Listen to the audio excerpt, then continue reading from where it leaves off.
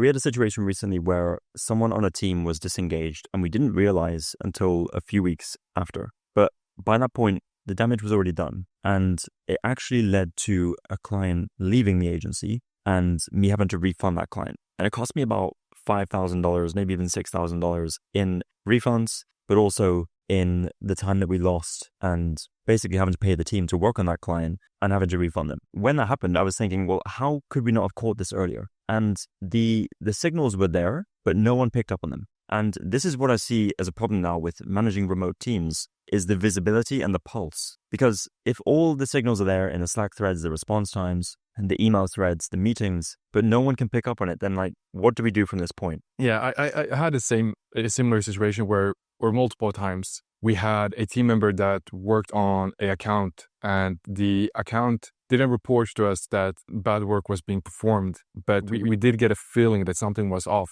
But we let it run for multiple months on end because me as a founder, I'm quite detached from what's happening on the ground a lot of the time. I didn't have that pulse of what was actually happening. And it wasn't until a client sent us an email and said, if we have to see a change or we're out. Yeah. That came like a punch. I know that at that time I was looking for softwares that could somehow plug into what we're already using day to day and just give me an idea of, is this guy cheating us? Is he actually performing work? In our instances, it wasn't the problem of like we're going to lose A players. We struggle more at that point with having really bad team members causing damage in the agency, but we didn't have a real pulse on who did what and what was the actual work that they were lacking on. Was it communication, productivity, quality? We didn't get what the problem was. When we plugged Yander into it during the beta testing, I actually got real scores for team members in the agency. And we actually saw actual real truth of team members that were about to get let go because they didn't perform. And we saw their scores being very low in performance. And then we saw our top players having really good scores. And even in the earliest beta, when we were building the algorithm, I got a lot of reassurance that it's working. We have something here that actually works. That's from my perspective why we went and built Yander, because we wanted to root out the bad performers out of Loudface. Yeah. And it's a really good point, because I think a lot of agencies and even companies, they know something is wrong, but they can't pinpoint it. And likely your employees cannot pinpoint it either. So if you get on a one-to-one call with an employee and say, look, we have to change something because the client performance is bad or the client's not happy. But if you can't pinpoint what that thing is that needs to be changed, the likelihood is nothing is going to change. To your point, using Yander, it's like you're tracking scores across many different metrics, the workload, but also the engagement based on response times, collaboration. And someone's workload could be good, someone's response times could be good, but their collaboration score might be way down, right? It's also like a lot of times it's hard to spot these issues because you're like, well, the person's responding fast and they're joining meetings, but then there might be something else going on that you don't even know. And that's what Yander does for you. It extracts those insights and signals that we would otherwise miss as humans. Another thing that we're working hard on in the algorithm is to find and root out fake work. With Slack, you can fake work yourself through a company for the longest time by just posting that you're doing stuff, but not actually doing them. One instance in our past, we had an employee that kept posting in our daily stand-up days, we're going to do the same list of things over and over again. He just changed the wording a bit. It wasn't too obvious. But if we had a system that could, in a deterministic way and also intelligent way, find that pattern that this person is probably just slagging and just collecting a paycheck, we would have caught it a lot earlier. But as humans, we're easily persuaded by other people. When someone is a smooth talker, it's more difficult to catch someone when doing fake work because they can talk themselves out of it. But when you have a system that shows you that this person is just procrastinating and never moving the needle, that's what we needed. And that's what we built with Yander to root out fake work, which is probably happens in every agency. Yeah. And I think this is what companies need now. They need something that's going to help them extract the insights and give them scores across all these different metrics to understand who's performing extremely well, who's lagging. And it's not just a case of let's see, who's not doing their work and who's lagging, we can make changes. It's also about giving recognition to your key players, right? It's finding ways that you can, shout out someone for great work, show them appreciation on the next one-to-one. Because also, if you're running a team, you have 20 people, 30 people, 50 people, the CEO, it's very, very difficult as a CEO to understand and praise people individually for the work that they're doing. Likely you don't have that pulse. But what if you could just get the insights as to what that person's doing well and what they can improve on, that you can actually feed that back to the person themselves and say, look, this is what we need to do. This is where we need to see improvement. And you'll actually track that progress for you. I think this is a must for teams, especially like remote, visibility is poor. The more employees you have, the more you need this, right? Because the less visibility and the less on the ground you are. If you're not reinforcing good behavior, you're actually feeding bad behavior. If you have people that are trying to be very communicative, they're trying to build a good culture, they're going above and beyond often because they hope that they will get recognition for it, but you never give it to them. You're starving them, and they'll probably default back to bad behaviors. And that's going to cascade across the entire organization. Because if some other players in the team are watching this key player going above and beyond, but never getting recognition and never getting the credits they deserve, they're never going to go there because they're like, why should I? If I stay here, I'm always going to be as comfortable as I am, but I don't have to do the extra work. Yeah, if you had a system that could show you that player XYZ is doing, going above and beyond, you should have a system that, gives them credit. Either if it's a bonus or just verbal credit or whatever you guys do at your agency, give them that credit. If you don't, you're going to breed a really toxic culture where good performance is not incentivized. The opposite, bad performance is incentivized, or perhaps not bad, but mediocrity at least. Yeah. I'm running Hayes Media for the past 6 years. One thing that I've noticed over the years is when we hire someone and they come in and they set a new standard for what quality is, for what proactiveness means, for their collaboration, it raises the whole team. But then that's temporary unless you reinforce it. Unless you say, guys, this is the new standard. And then you give that person recognition publicly. And you say, guys, this is what we need to be working towards. And on your one-to-ones with every team member, you give examples. And to your point, like that recognition is important, but sometimes we don't know what to say because we're not on every team meeting. We're not on every client meeting. We're not in the weeds in the project management systems to know, hey, this person delivered great work ahead of time. Let's shout that out because that aligns with one of our values, right? And even your leaders, if your leaders are responsible for managing people and they're also responsible for doing a bunch of other things, they also will probably miss these things as well. It's about having something that can give you those insights, right? And nowadays, I don't know any other way to do this efficiently without software, without AI, because you could have your team and even someone else on the team, like someone in HR, right? But you're paying that person a lot of money just to like try and surface signals, right? What if you could spend a fraction of that and just have it all done for you, right? And that's kind of the world we live in now, and ultimately what we're bringing to the table with Yander. Yeah, you're completely right. I mean, the most HR softwares and team performance softwares are just bullshit. You can just submit the same form template over and over again and just look good on paper. But what makes Yander special and why we built it this way is you connect multiple sources. You connect your Slack, your Gmail, and you connect your meeting note-taking notes. And when all of those play together, you capture stuff that you would never catch in a form submission from an employee. And like just one example, we had a team member that did go above and beyond, but they never mentioned it on Slack. They didn't mention it to me. They just fleetingly mentioned it on a meeting. And the meeting note taker caught that, and it lives in the transcription.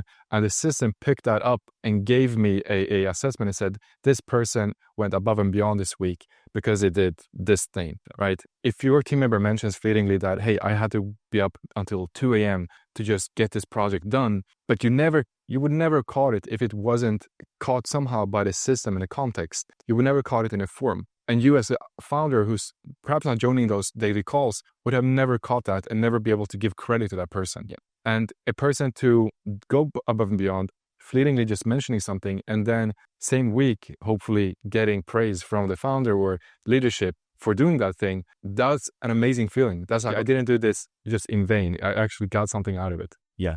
We had a very similar situation recently where someone spent the whole day doing work that someone else should have done, right? And this is an internal issue we had with someone who basically wasn't doing what they should be doing. Someone else jumped in, took control of the situation proactively, and spent the whole day, probably pulled a 14-hour day just to get it done, got on a call with the client, told the client, this is the update, this is what it's doing, this is how it went wrong, don't worry, it's all sorted. He did all of that without any additional help. Now, if you miss that and you don't provide recognition and praise, then what is that person going to feel, right? Again, like you're saying, when people do these things in your team, it cannot be done in vain and just because. It has to be recognized. Yeah. And the opposite is true too. If you informs, people will never report on bad behaviors. They will never send you a end of day report where they said, I screwed up so much today. But not only just screwing up, just having a bad mindset in work. You might have an employee on your team who's just naturally very lazy and is just there for a paycheck. But maybe they're just getting by because they're doing the bare minimum.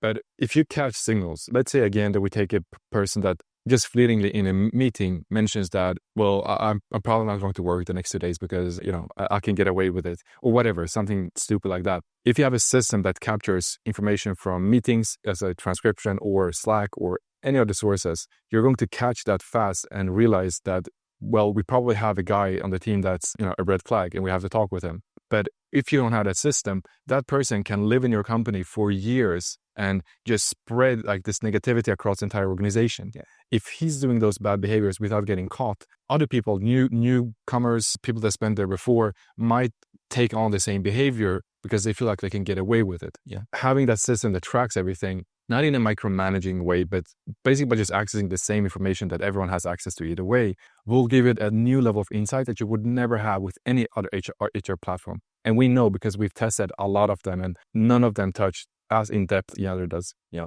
What we built fights entropy. Anything nature wants everything just to come down to basically zero and just be balanced. Businesses have to fight entropy all the time. And as humans, even if you set yourself to a high standard, if there's someone else in the organization who's just over time, just over 3 months, 6 months, a year, just saying these things in passing, I, this weekend, I took a 3-day weekend and I went, I traveled to this place and, chilled on the beach. And even if someone's locked in and doesn't do that, they just hear it. And they're like, well, that person was able to do that and it doesn't seem like a problem, right? And then the next time or, the next week comes by, I say, yeah, I didn't have the call with the client this week because I thought, it wasn't necessary and I just sent them an update on Slack. That's another thing. Someone who is drilled in on client calls, and we must have the client call. Now, if you have that mindset, you have to fight entropy. But if this person over here is just giving you these things yeah, I didn't have the client call, I was able to do this, that will ultimately bring down the whole organization to that level. And as a founder and CEO, not being on those calls, it's scary. You have to rely on somebody else to fight that entropy and keep the standards high for the team. But we're humans, and even things like that are missed. And sometimes you don't even want to call someone out for doing that, right? Taking that 3-day weekend because maybe it didn't actually impact anything, but we just don't want to call them out and make them feel bad just because that's who we are as humans. Yeah. But Yander, what we built is very black and white. It's the data is going to show you what's happening. Yeah. And that's going to allow you to make clear-cut decisions. And not, it's quantitative, right? It's not oh, we think you're doing that. No, this is the data and we can actually show you that as well. Yeah, exactly. I heard a story. Someone in a marketing agency, they were just traveling somewhere else for a few weeks and no problem. They'll be able to work. It's remote work, right? So technically you can work from anywhere. Cool. And they were taking a few days of paid leave off during this time, but it wasn't for the full trip. So they'd be working there. But the agency didn't realize that person was actually traveling halfway across the world to a completely different time zone. Now that's a whole different story because, well, what happens with the client calls, right? That now are on a completely different time zone for that person and the communication, it just changes a lot of variables. Yeah. But what if, for example, this agency was using Yander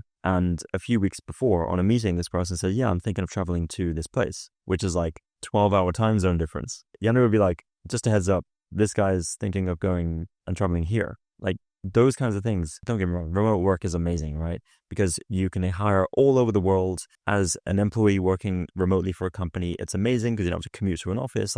Everyone knows that remote work is great, but there is very, very high downsides to that, right? You wouldn't get in an office because you get a lot of positives in an office. I am very much for remote work, but we have to have things in place that allow us to extract and get a pulse and the visibility on each individual on the team when we're working remotely. Yander is exactly what, is built for that, but it's also built for multiple other things that happen with the team. Yeah, I think all remote teams are struggling with this because in the physical environment, you can just look to the table next to you and see someone is there working on something or a project. You can go over and just tap someone on the shoulders and collaborate on a project together. But remote, we have no idea where a person is at any given moment. And not that we need to micromanage people and tell them where they should be. I mean, if you work best on a beach in Hawaii, then go be at the beach all day and just do good work. But if we don't get that insight, like in an office, when someone mentions something, you can pick it up, you hear it, you can say, oh, this person is traveling, they're probably going to be less available. But in a remote environment, you don't get that. It's like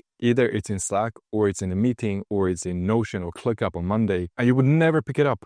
But if you have a system that tracks all of that and saves all of that data, transcribes it and stores it and then resurfaces it back to you, that's the only way that you're going to know when your lead, strategist or whoever is going to make a trip, or otherwise that's going to make them less available for the week to come. But without that, you would just assume that everything will be fine next week. But without that signal, you're basically in the dark.